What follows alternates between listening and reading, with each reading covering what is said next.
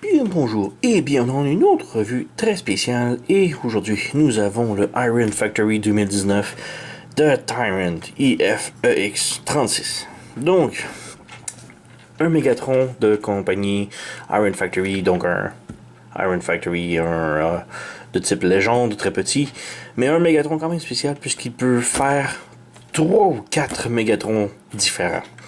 Il couvre l'origine de Megatron, quand il est sur Cybertron, jeune et gladiateur.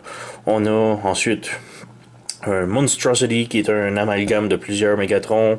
On a ensuite le IDW Megatron.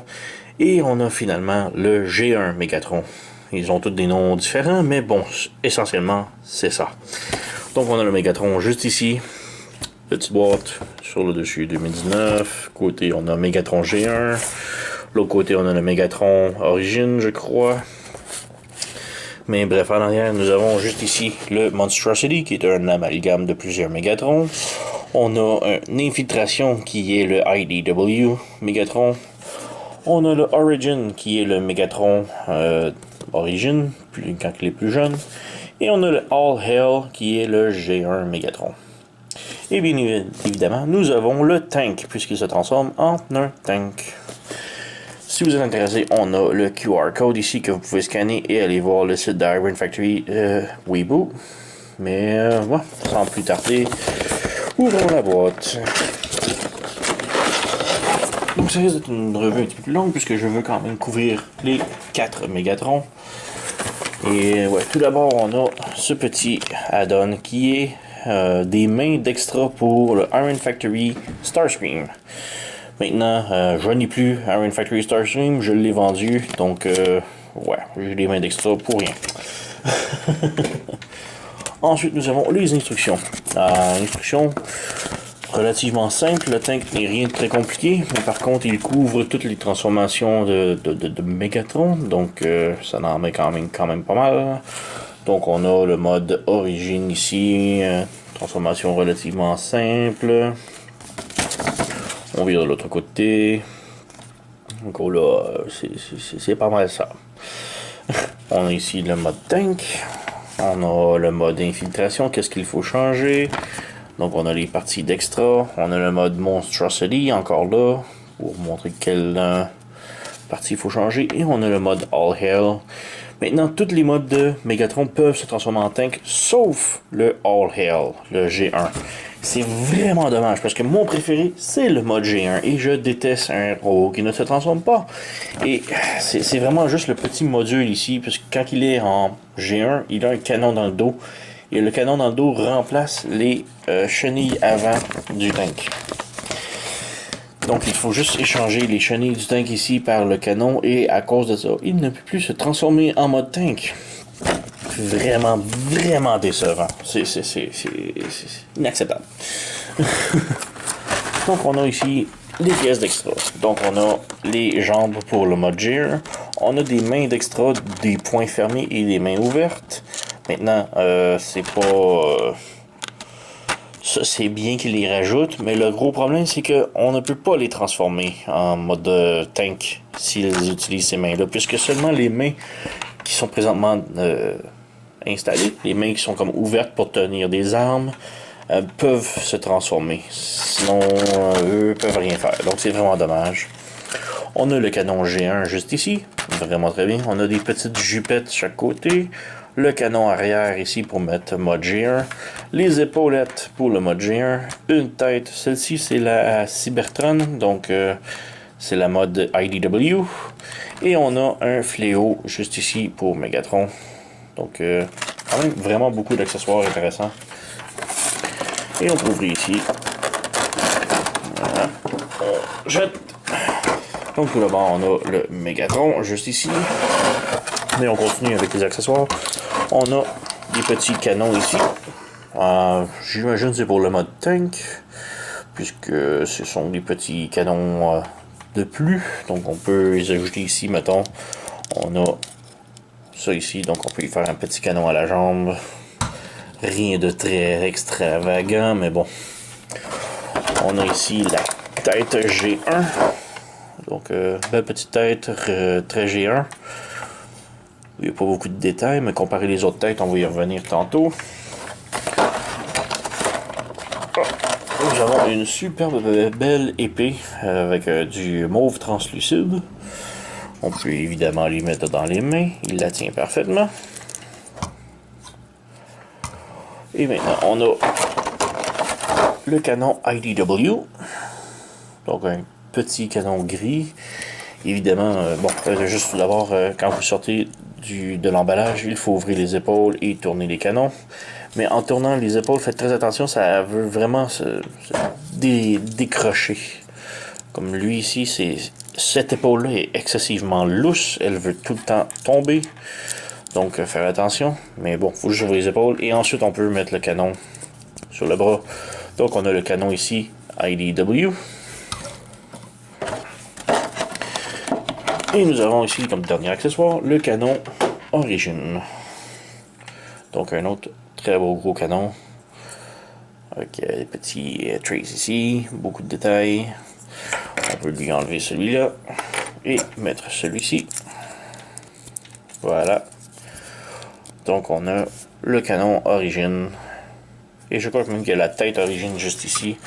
Donc on peut montrer la tête, elle a des petits dessins rouges, le casque est noir et on a des lignes rouges sous ses yeux. Donc un petit peu difficile à voir tous les détails, mais quand même superbe.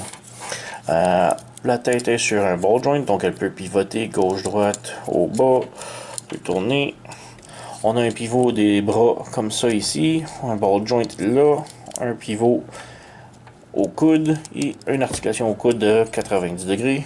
Le poignet peut pivoter gauche et droite si on enlève l'épée ou l'arme qu'il tient. Voilà. Le poignet peut aussi pivoter en dehors et un petit peu en dedans, mais c'est plus pour la transformation. On a une rotation à la taille qui est quand même très serrée. Les jambes peuvent faire la split si on ouvre les jupettes. La jambe peut avancer de l'avant comme cela. Peut aller de l'arrière comme cela. Et le genou est sur un double joint, donc le pied peut se fermer complètement. Quand même très très bien. Maintenant, le pied, on a les orteils qui peuvent bouger vers le bas. C'est plus pour la transformation, mais ça compte. Vers le haut un petit peu. Et c'est sur un gros ball joint ici, donc il peut pivoter sur le côté. Mais c'est pas mal tout. Le avant et arrière, c'est très très très limité. Donc, c'est pas mal ça pour le Megatron. On peut changer les pièces pour le rendre plus G1. Donc, on vient ici avec les autres pièces d'extra. On ouvre de côté. Je peux montrer pour le fléau. Donc, si on prend le fléau ici, il faut tout d'abord enlever une main. Donc, on enlève la main juste ici. Et on a un petit trou là que l'on peut rajouter le fléau à l'intérieur. Donc, on a Megatron avec un petit fléau. Et le fléau est quand même superbe. Un mauve translucide. Mais ouais, évidemment, il ne peut pas se transformer en tank avec ça dans les mains. Donc, ouais, c'est dommage. On lui remet sa main. Voilà. Maintenant, on enlève son canon. On peut prendre le canon G1 juste ici. Pour lui mettre le gros canon G1. Voilà. Pour lui mettre les épaules, encore là, il faut tirer sur le côté. Et la pièce ici va s'enlever, le rouge. On enlève, voilà. On vient prendre les épaules.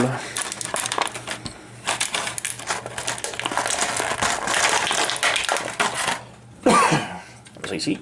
Et on fait juste glisser par-dessus et appuyer pour être sûr que ça branche. Même chose de l'autre côté. On rentre ça ici. Et on branche. Voilà. Excusez. On peut lever les bras ici et les petites jupettes, on peut tirer dessus ici, enlever les genres de missiles. On tire. Voilà. Et on vient remplacer par les autres jupettes juste ici. Une et deux. Et on vient brancher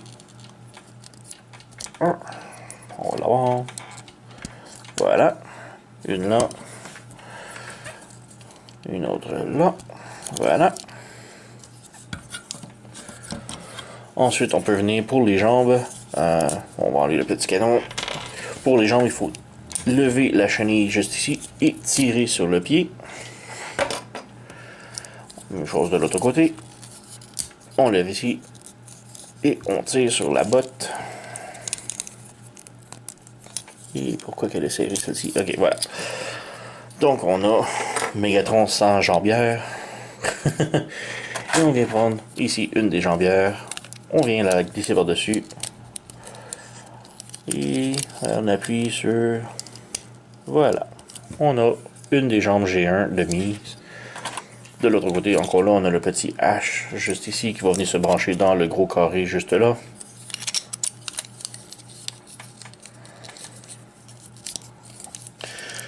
Et voilà, on a ça ici de fait. Maintenant pour la tête. On va venir ici tirer sur les chenilles. Et il faut enlever les chenilles. Donc comme ça, on a deux petits pegs juste ici qui vont se brancher dans son dos. Et à cause de ça, comme je disais, on ne peut plus le transformer en mode G1. Là, on va tirer une des têtes ici. Et pour changer la tête, il faut malheureusement sortir un tournevis et dévisser la petite vis juste ici. Donc donnez-y 2-3 coups. Et la tête suivra. Maintenant pour les têtes, on a 3 têtes juste ici. On va les mettre côte à côte. Donc on a la G1 à gauche, on a la origine au milieu et la infiltration qui est IDW à droite. Donc on peut voir quand même une très belle différence entre les trois. C'est pas juste du remoulage, de la repeinture, c'est vraiment 3 têtes complètement différentes. Et ouais. Tourner un petit peu pour montrer le côté. Donc vraiment 3 moules complètement différents et c'est vraiment superbe. Maintenant, comme je dis, moi je suis un fan du mode G1, donc on va mettre la tête G1. On tire un petit peu, on vient placer la tête, voilà. Et on vient serrer la vis. Et voilà. Et maintenant que le dos est vide, on peut venir prendre le canon ici. Et voilà. Et maintenant, nous avons le mode G1 Megatron. Comme je dis, ça c'est vraiment mon mode préféré. Il est vraiment superbe, mais comme je disais, le problème, c'est qu'il ne se transforme pas maintenant. Très beau, mais il ne se transforme plus. Donc c'est très décevant de Iron Factory de faire ça comme ça, mais bon. Petite comparaison, maintenant ici on a le DX9 Dutch et personnellement je trouve qu'ils fit parfaitement bien les deux ensemble. Ils sont vraiment superbes. Maintenant je n'ai plus, comme je disais, le Starscream Iron Factory ni le Optimus Iron Factory, je les ai vendus, mais on a d'autres ici. Ça c'est le Hot Soldiers qui est un petit peu trop grand selon moi. On a le Iron Factory Tarn juste ici. On a le Papa Toys Rodimus. Et juste pour le plaisir de comparer, on a aussi un autre tank de Iron Factory. Donc on a Warpath ici qui est pas mal plus petit, mais c'est quand même correct puisque Warpath n'a jamais été un bonhomme très gros. Donc, c'est vraiment ça. On met de côté. Et l'on peut passer à la transformation. Donc, transformation, on peut laisser le tout là-dessus, sauf, comme je dis, le backpack ici. Donc, il faut enlever le canon. C'est nécessaire. Et lui remettre les chenilles de tank. Donc, c'est probablement comme ça que je vais laisser mon Megatron sur les tablettes. Mode G1 avec les chenilles dans le dos. C'est mieux que rien, mais bon. Donc, comme je disais, transformation. Tout d'abord, enlever le flingue. Venez aux mains ici. On ouvre la petite porte. On tourne le poignet. Et il faut pivoter la main pour qu'elle vienne englober un peu le peg d'où elle est branchée. Donc, on referme. Même chose de l'autre côté. On ouvre. On pivote. On ferme la main. Et on referme. Donc, voilà. Ensuite, on peut passer pour les jambes. On ferme les pieds simplement, comme ça. On écartille les jambes et on fait passer la fourche entre les jambes et on referme ici. On ouvre les panneaux juste ici entre les jambes et on rabaisse complètement vers le bas. On ouvre et on rabaisse. On ouvre le petit panneau juste ici. Ça. Et on vient accordéonner la jambe vers l'intérieur comme ça. Donc on accordéonne la jambe et on referme. Et maintenant on a comme si ça peut bien se fermer comme ça. Oups. Qu'est-ce qui est tombé? Ah, la jupette. On remet la jupette. Donc on a un gros peg juste ici qui va venir brancher sur l'autre morceau. Voilà. On ferme la jupette. On laisse les panneaux ici ouverts. Maintenant, les bras, mettons. Tout d'abord, bon. Comme je dis, cette épaule-là m'énerve. Elle veut tout le temps tomber, peu importe le add-on que j'y mets dessus. Ouais, bon, dans le dos, on vient ouvrir ça ici. On lève les bras. Et on vient ouvrir les chenilles comme ça. Donc, ça a l'air de ça. On vient ouvrir le panneau juste ici. On amène la tête vers le haut. On la pivote de l'autre côté.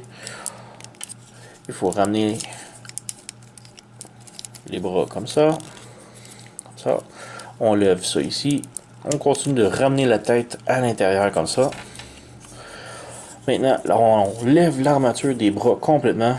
Et on les fait pivoter vers l'autre côté. Comme ça. On lève. On pivote. Voilà. On lève l'armature au complet. On va l'avoir éventuellement.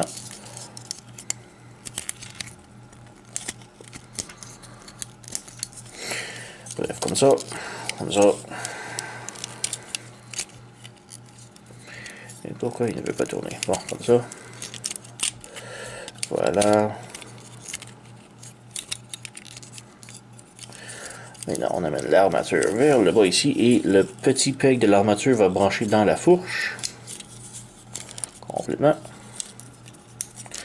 Pour les bras, on les amène sur le côté juste ici pour que le trou soit sur le côté. Voilà. On ramène, on maintient la tête dans le dos et on ramène le tout, la plateforme ici vers le haut et on referme.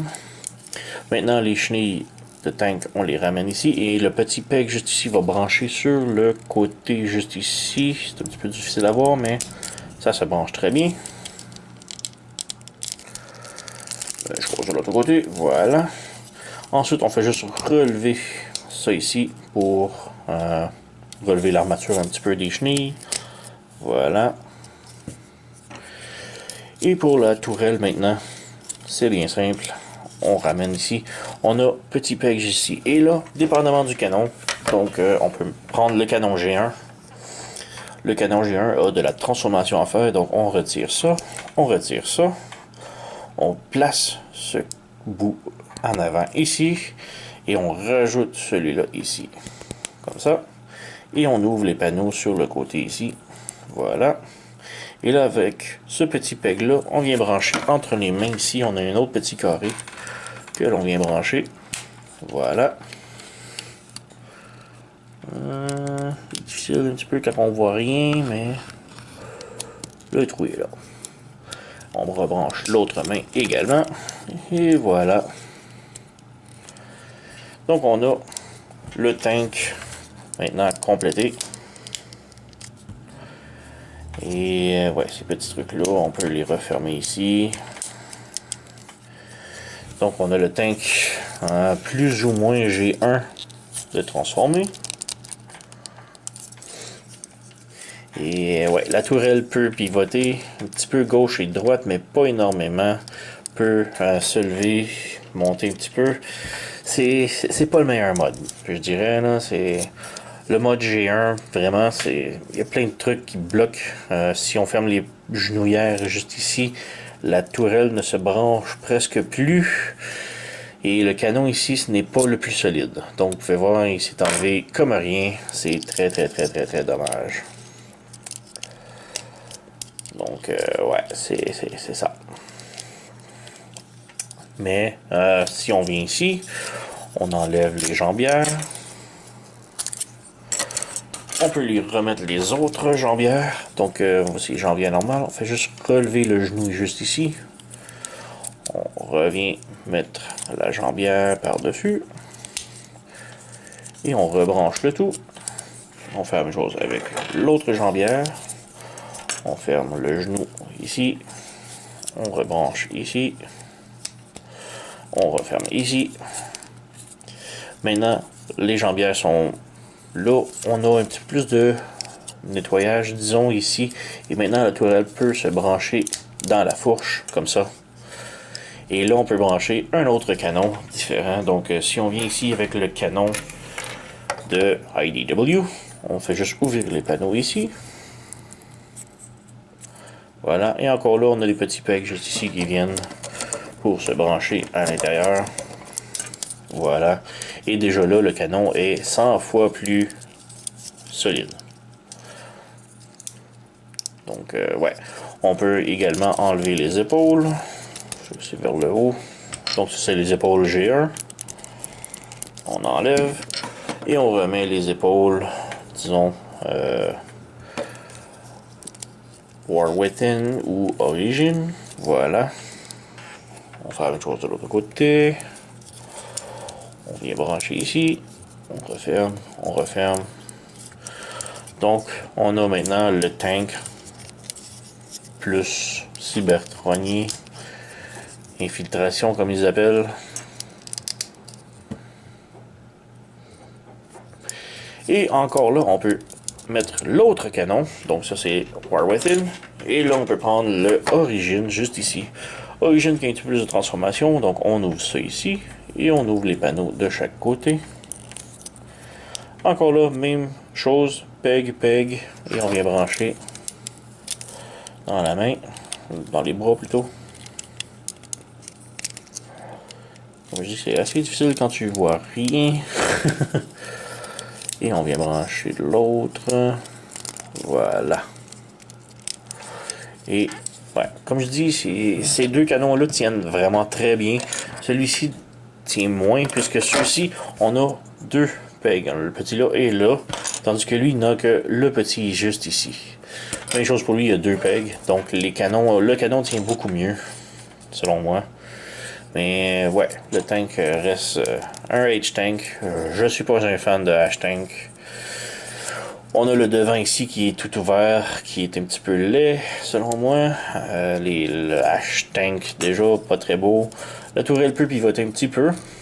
Pas énormément, mais ça fait le boulot. Donc c'est pas mal ça. On peut faire une petite comparaison rapidos avec ses amis. Donc, transformation rapidos, on a le Megatron en mode tank ici. Un autre mode tank, nous avons Warpath qui est toujours de Iron Factory, ainsi que Tarn de Iron Factory. Donc, on a ici trois tanks Iron Factory avec trois tailles complètement différentes, que Tarn qui est vraiment le plus petit, et Warpath qui est considérable comparé Megatron, un côté de l'autre. Même si Warpath en mode robot est très petit et que Tarn très bien à côté de Megatron. C'est là qu'on voit la comparaison des robots qui sont transformés compacts et non. Donc ouais. Autre comparaison, on a ici les deux Optimus, donc Hot Soldier et DX9. Et encore là, le DX9, ces deux-là sont quand même très petits comparés. Donc, ouais, c'est miniature. Il y a une autre petite comparaison. On a ici le Papa Toys Rodimus, qui est quand même pas si mal comparé à côté. Mais bon, c'est un tank, c'est une voiture de sport. C'est pas c'est pas dans la même catégorie, mais bon. Maintenant, c'est quand même une très bonne figurine, même s'il y a beaucoup de trucs que j'aime pas. L'épaule qui tombe tout le temps, le fait qu'il faut enlever les chenilles et mettre le canon pour le mode G1, alors que j'adore le mode G1, mais qu'il ne se transforme pas en tank, c'est très dommage. Le canon G1 qui tient beaucoup moins que les autres canons à cause qu'il y a un point de connexion de moins. Donc on a le canon G1 ici qui a juste une petite pin ici pour connecter, alors que les autres canons ont deux pins. C'est ces deux carrés là qui tiennent, donc ça fait beaucoup plus solide. Donc c'est un petit peu dommage parce que le G1 semble c'est le plus beau, mais on dirait que c'est le moins bien intégré, ce qui est très très très dommage. Sinon, c'est quand même beaucoup d'accessoires qui viennent avec. Donc, on a beaucoup de customisation. Vous voulez un Megatron plus Origin, vous l'avez. Vous voulez un Megatron plus IDW, vous l'avez. Vous voulez un Megatron plus G1, il est intégré là-dedans aussi. Vous voulez mélanger et avoir une monstruosité, c'est votre choix. C'est vraiment bien qu'on a beaucoup de choix, beaucoup d'accessoires intéressants. Mais c'est pas le... C'est pas ce qu'il y a de mieux monté, disons. C'est pas parfait. Je l'adore beaucoup, c'est quand même Megatron. Mais comme je dis, il y a de la place à correction. You know. Mais comme je dis, c'est quand même 3 Megatrons ensemble. Je vais probablement le laisser en mode G1.